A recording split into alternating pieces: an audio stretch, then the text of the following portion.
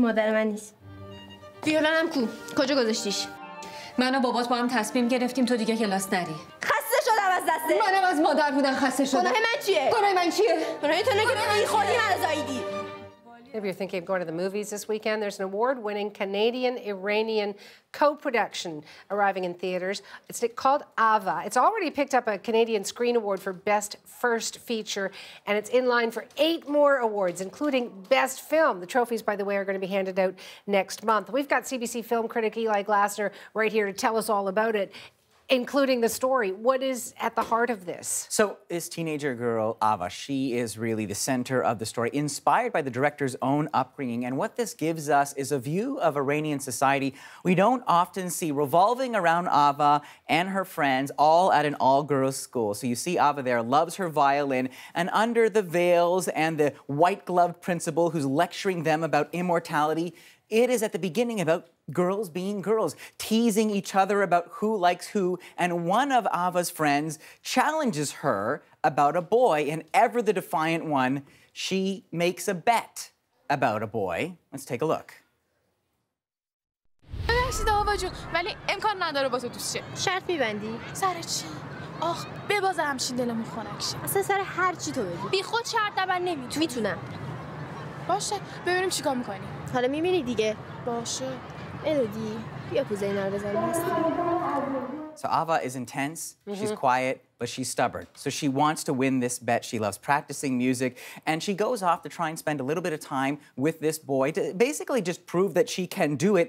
And there are consequences from that action. Like any 17-year-old, she is already butting heads with her mother. In a strange way, this movie reminds me of the movie Lady Bird, which is also about a mother-daughter relationship. But in this repressive theocracy, you can only push things so far. There are limits, and let's take a look as some of the consequences start piling up. بچه‌ها از امروز تک تکتون زیر نظری. تویی که نمیتونی پا بذاری رو امیال حیوانیت، تو بالاخره تنبیه میشی. کجا بودی 4 ساعت؟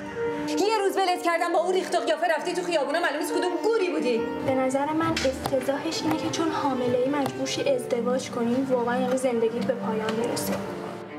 Look at those eyes of that amazing young actor. And when she learns something about her parents' relationship, that strengthens her resolve, which makes things, well, even more troublesome.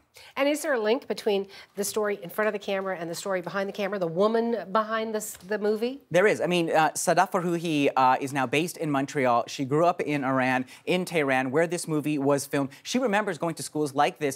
She remembers getting in trouble for wearing pink sneakers, being told they were a distraction.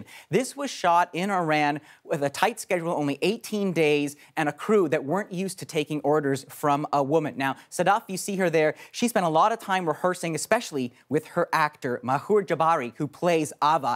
It's her first performance. She was an amateur. She brings her onto screen, and those eyes, I mean, I think those eyes communicate so much. Now, Sadaf comes from a video artist background, and you can really see the way she planned the shots. Sometimes they're blurry, this beautiful mix of colors. Sometimes it's a long, long sequence, no editing, as Ava is just lurking in the background, listening to her parents arguing. There is a sense of, like, slice of life of what you're seeing, the quiet desperation of these girls, the friendships dissolving under the pressure as it increases. Now, some might find Ava's choices frustrating because she keeps so much under the surface. She doesn't really explain a lot of what she's feeling, but she certainly is feeling it. Now, I had a chance to speak to Sadaf recently and asked her about the Iranian reaction to the film. And she said the government called her and said, "You can't show this film." And she said, "Well, it's not Iranian, it's Canadian, so I am going to show it."